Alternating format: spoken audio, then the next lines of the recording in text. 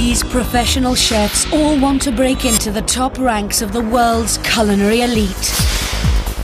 Deciding who has the talent to cut it is MasterChef judge Greg Wallace. Great. I like your style. And culinary legend Michel Roux Jr. With 2 Michelin stars, he's expecting perfection. There's absolutely no finesse in that mash. Cooking doesn't get better than this.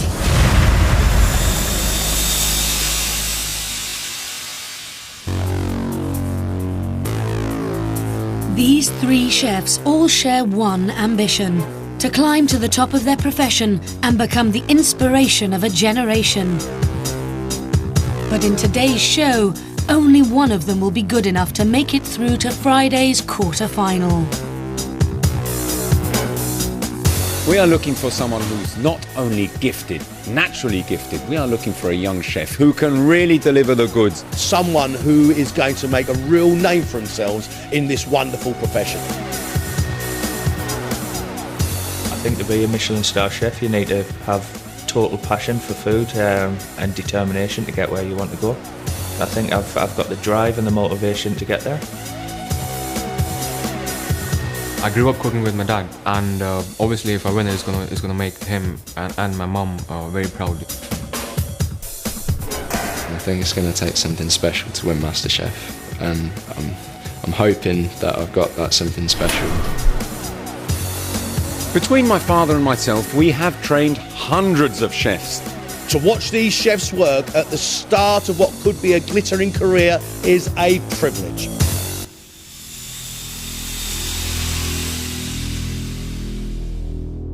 The gentleman beside me is Chef Michel Roux Jr., who has held 2 Michelin stars since 1991.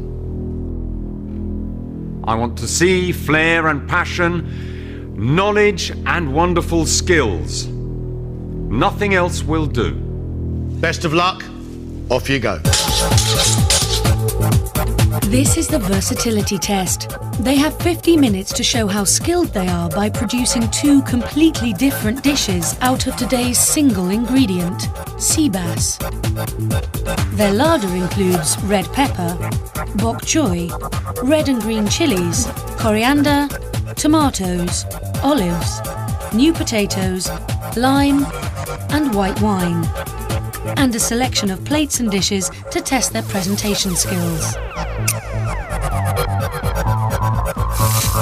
What I want to see is great knife skills, being able to fillet the fish beautifully, scaling it properly, taking all the pin bones out, cooking it with a crisp skin.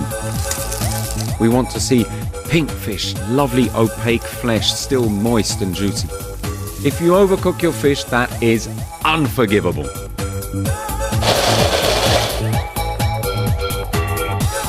I'd say I'm naturally a creative person. I'm quite laid back, so I can control myself under pressure, but at the same time I can knock myself off a gear if I need to. What do you dream of being, Matt?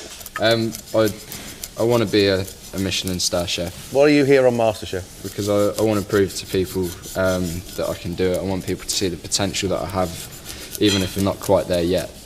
There is a subconscious self-doubt in there as well, but I'm just trying to ignore that at the minute. Well, block it out and be positive. Okay, Matt? Okay. You're halfway.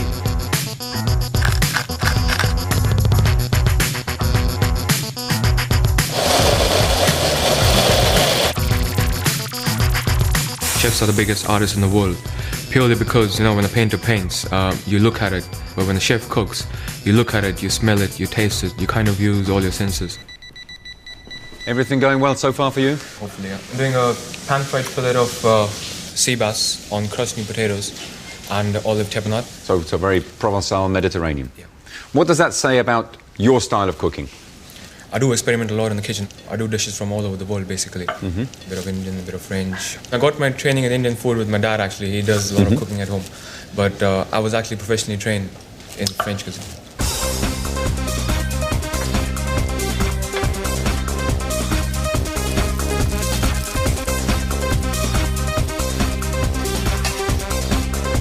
I want to find out really how good I am and really push myself as well. I'm a dad of two. I'd really like to get through today and make me parents, me partner and me daughters proud. Do you know what we're looking for? Somebody with a lot of passion, drive, motivation. Chefing's such a hard job. Somebody doesn't just go into it to try it. I think it's almost a calling. What about your cooking upbringing? I did a little bit of travelling when I was a bit younger, through Australia, so there's obviously lots and lots of influences there. And I'm very interested in Moorish cooking and southern Mediterranean. Which one of those cooking styles shows off Leon at his best? Possibly the Asian, the Pan-Asian. 2 minutes. I want great food. I want something that tells me that this chef really wants to win, and I want something that tells me that this chef is going to go far.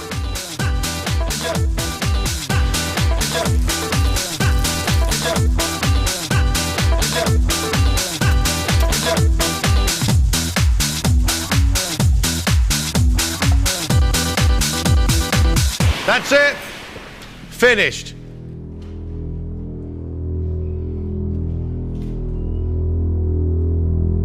Father of two, Leon from Sunderland, is hoping his pan-fried fillet of sea bass on mash with red pepper and tomato sauce will reach the standards required. It's huge. Yeah. It is absolutely huge. That's the first thing that you see.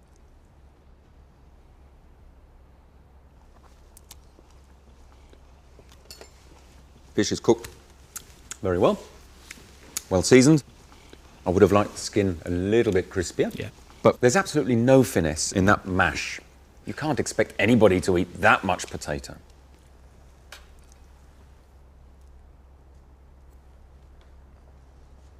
To pick up a little bit of sweet pepper through that sauce, that fish is very, very well cooked. You seem to have a handle, or at least a grasp, on flavour and texture. Can his second dish of roast sea bass with honey and soy rub, stir-fried vegetables and crushed potatoes show a bit more refinement? You've put crushed potato with a stir-fry. Mm-hmm. Sort of Asian flavours with a potato dish. I don't think it should be on the same plate. Okay.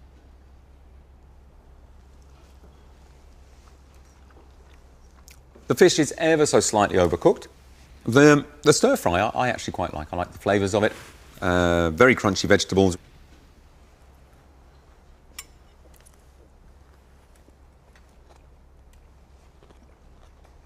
The bok choy is a great choice with it, because that natural juice comes out and cleanses your palate for the next go. The idea behind it was there was coriander through that, so the whole dish was meant to marry up together, but obviously it didn't quite come off today. Can 19-year-old Matt overcome his self-doubt and demonstrate good skills with a pan-fried fillet of sea bass with chili and lime pesto and grilled vegetables? It's lacking colour. It's presented the wrong way up. There's really not much to it, is there? No. Right, OK. Now I understand maybe why you have put it upside down. This has got a burnt edge to it.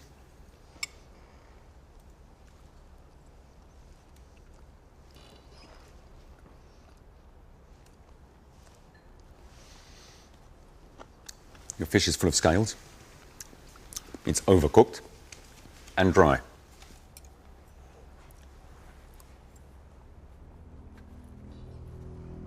No. There's so much wrong. I'm so sorry for you, Matt. That pesto is so strong. I think the sauce could work with some pasta, never with a fish. Matt now needs to make a big impression with his second dish of whole stuffed sea bass cooked in foil and served with a dill hollandaise sauce. If you are going to serve a whole fish, it is vitally important that you remove the eyes and you remove the fins. That's perfectly cooked. Well done. Thank you. Oof. That hollandaise egg emulsion is scrambled and it's pure vinegar. That's horrible.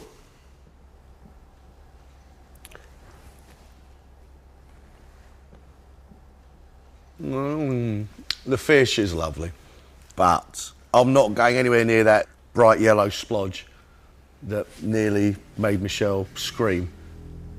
I just lost concentration. I started to panic, and then I didn't end up with anything like what I wanted. Classically trained Anshu is hoping his pan-fried fillet of sea bass with sautéed potatoes and black olive tapenade will reach top restaurant standards.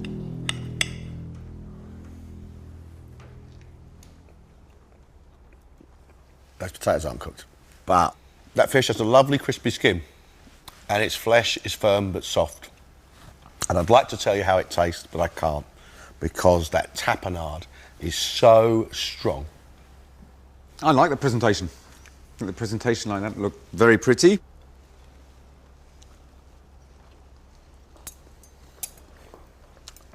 The fish is well cooked, but because we don't have the potato to just tone down everything, it's sea bass and tapenade the tapenade wins hands down.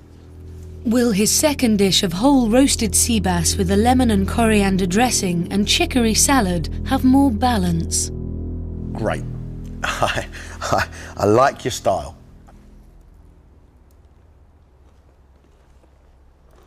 Your fish is slightly overcooked, but the flavour and texture combination is really, really good. We are inches away from a great table-pleasing dish. The fish itself has been well presented. It's the right side up, scaled properly. Slightly overcooked, but the spice rub that you've put in is not overpowering the fish. It's actually enhanced and worked well. I like this dish. When we walked into that door and we saw Michelle Roux Jr., I was really like, oh my God. I was really happy to know that they loved the way it was cooked and the way it was presented. However well or badly you think you may have done, there is one more round to go. Go and get a cup of tea. We'll have you back in here soon. Off you go.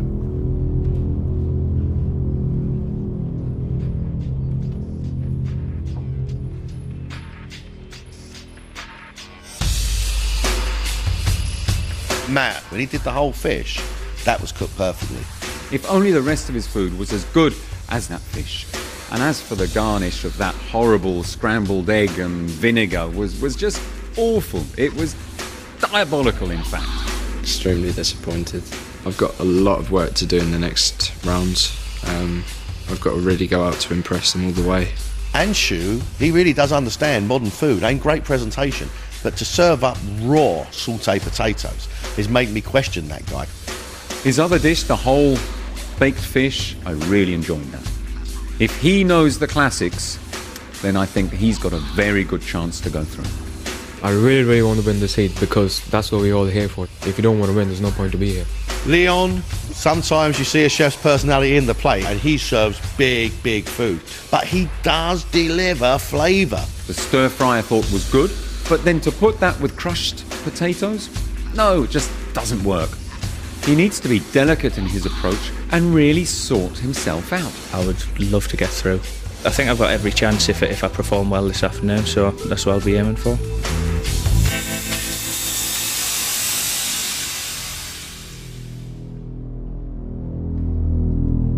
To be a great chef, you must understand the classics. The classics are the building blocks of gastronomy. You have 1 hour and 20 minutes to produce 2 great recipes. Show us what you're made of. Today's first classic recipe is eggs Florentine, which was developed as a breakfast dish over 100 years ago. Œuf Florentine is a beautiful poached egg placed on a muffin or a little bun. Some spinach in between that and a wonderful light, creamy Mornay sauce. The secret of this dish is that the Mornay sauce mustn't be too thick or lumpy. No lumps. Any lumps in there, unforgivable.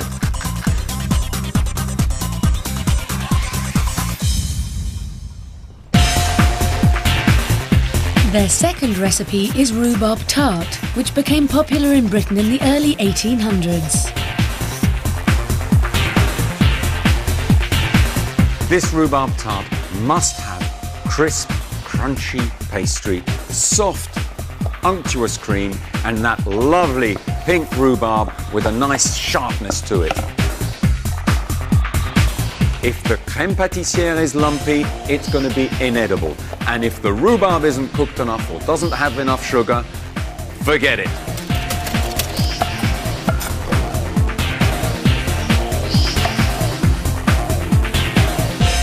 Is this going to be your round, Matt? I hope so. Are you comfy with these dishes? Yeah, I mean, I've never done poached egg Florentine before, but I've seen it done quite a lot. The pastry, I'm fine with. What does Matt need to show the judges? What I need to show is that I can be confident in my own abilities and that I can deliver what you're asking me to deliver. You need perfection in this round, and you know that. I know that, yeah.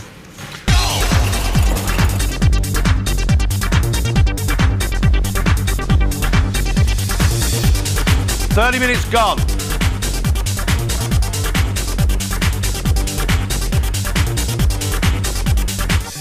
Anshu? Yep.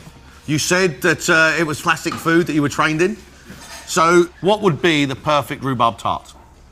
The pastry has to be nice and crisp to start with. And do you know what the secret is to egg Florentine? Perfect poached egg and delicious Mornay sauce, nicely glazed under the grill. Thank you, Anshu.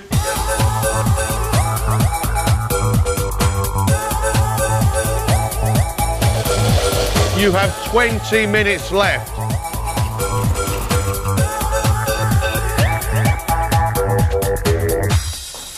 So, Leon, how's it going?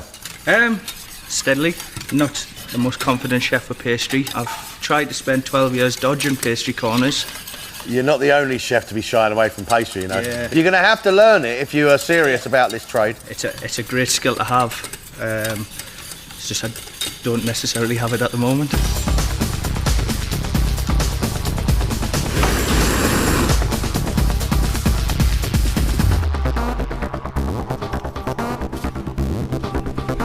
One minute.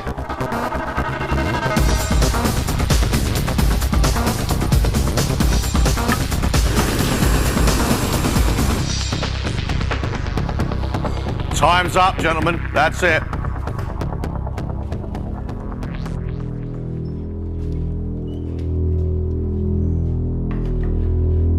With a quarter-final place at stake, will the chef's classic dishes reach the standard required? First under scrutiny is their eggs Florentine. Leon is hoping that his eggs Florentine will show good presentation skills as well as having flavour. Leon, it's the little things, the little details that make the difference. Like the Mornay sauce should cover all the egg and the spinach. No need to put a whacking great big tree trunk of a bit of parsley on there.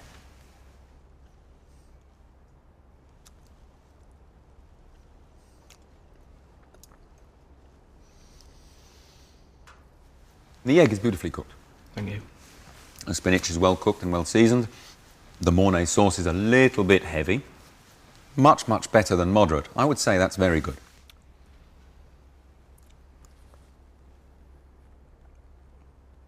Slightly cheesy, creamy, egg yolk sticky. I like that. Matt has decided to serve his eggs Florentine without a muffin. Matt, it's full of water. Yep. The Mornay is just one great big lump of flour. The eggs are not a beautiful shape. It is dreadful.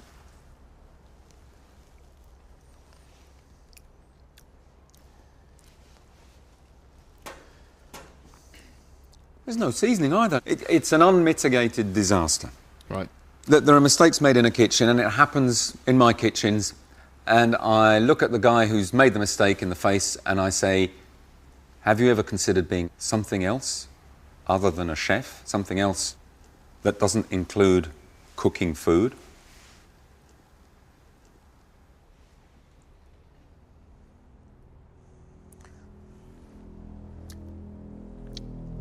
Mate, we're having a nightmare here, aren't we? We have an absolute nightmare. Okay. Can Anshu continue to impress with his classically presented dish? You took the blowtorch to the top of your egg and you've burnt these little bits.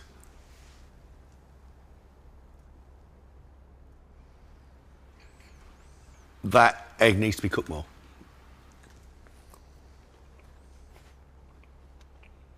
Spinach is cooked well, the bun's nice. Oh, I'm getting a little bit of paprika heat towards the end.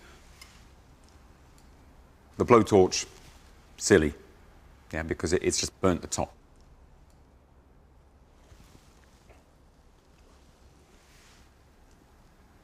The Mornay is smooth. Possibly a little bit more cheese on top, but no, I like it. I would eat it.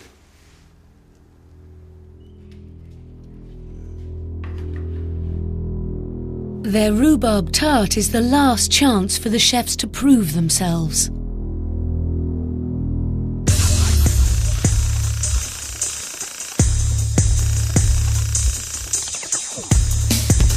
I'm not going to taste the pastry because it is very, very undercooked. Yeah.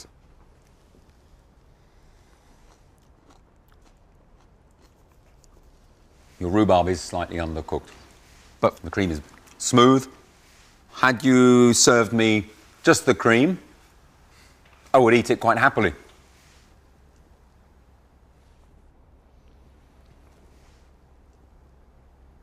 Pastry needs to be cooked a little bit more. Rhubarb needs to be cooked a little bit more, but that combination of the sweet and the slightly tart that you've got in that rhubarb is good. I feel with the standards that they've been looking for, I was a little bit out of my depth, but I definitely think that I've blown it in the competition. Possibly wasn't really the right move for me to pursue it, but I wouldn't have known unless I'd done it. At least I can say that I tried.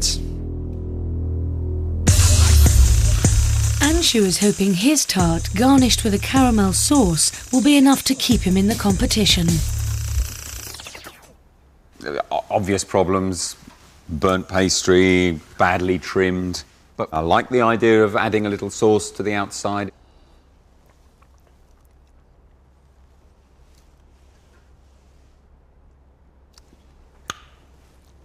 Definitely too sharp. That compote needs sugar. Gosh, it is. It's incredibly sharp, which is a shame because your pastry cream is lovely, but it's just the balance of flavour there. That's not right.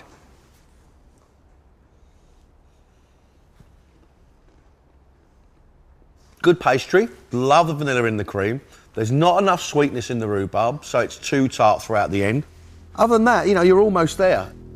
When you're competing in a competition, you only have like one chance. And if you make one mistake, that would be the point that you would lose on. Leon has made a rhubarb coulis to add to the presentation of his tart.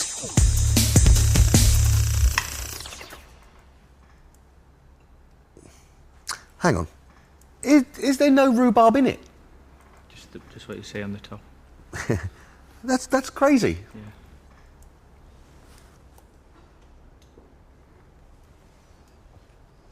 The pastry is superb. I mean, that is as light as a wafer and crisp. And you have sharpness and sweetness in your rhubarb, just nowhere near enough of it. Yeah. I like the fact that you have made a little bit of coulis to go on the plate.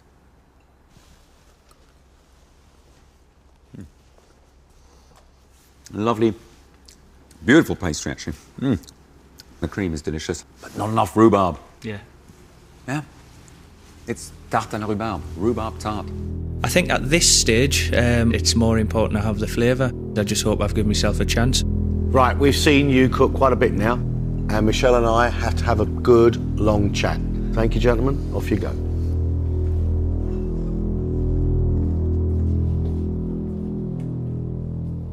We are looking for someone who is going to forge a great career for themselves. Matt, in each round, has had one unmitigated disaster. Young Matt, he's only 19, he's lacking experience and it shows. But I'm sure that with willpower, and he has got that willpower, and especially if he listens to what we tell him and listens to what his head chef tells him, he could get there, but he's just not ready for the level we require anyway, and he certainly isn't ready to go through to the next round. The sort of criticism that I took, it was more of a professional execution, to be honest. And if anything, it's just going to give me more motivation, and I'm just going to keep working until I get there. Matt's gone. This leaves Leon and Anshu. Anshu, I liked his presentation pretty much throughout the whole competition. But then in the classic, I mean, the rhubarb tart, he burnt the side of it. I mean, very, very silly errors. I think in the versatility test, both dishes were beautifully presented, modern. I think that guy can cook. I think it's very close between me and Leon, and I think we made equal amount of mistakes. I really, really want to go through it. The first dish I saw of Leon's was 2 very big fillets of fish over a huge pile of mashed potato, but the fish was cooked very well. He understands, I feel, the classics. It was the egg Florentine that I would have quite happily eaten and paid good money for. But he just needs to refine himself. I'd love to win the competition because obviously it would raise my profile, and to go through it would mean the world to us. We are looking for a chef who is going to have a fantastic career. Which one of these guys has it?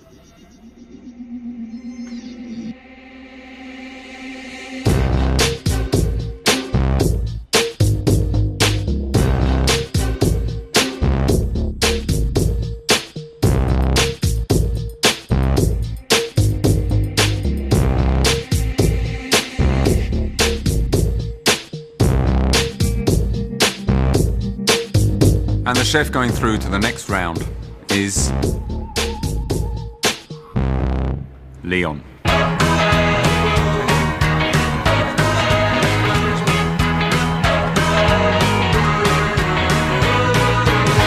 had the opportunity to cook for Mr. Michel Roux, which is really, really great, and I'm really proud of that. I'm still going to aim for hopefully have my own restaurant one day. I was expecting the criticism to be harsh. I wasn't expecting it to be quite as brutal. I'm glad that I found out for myself just what I need to do to get to my goal.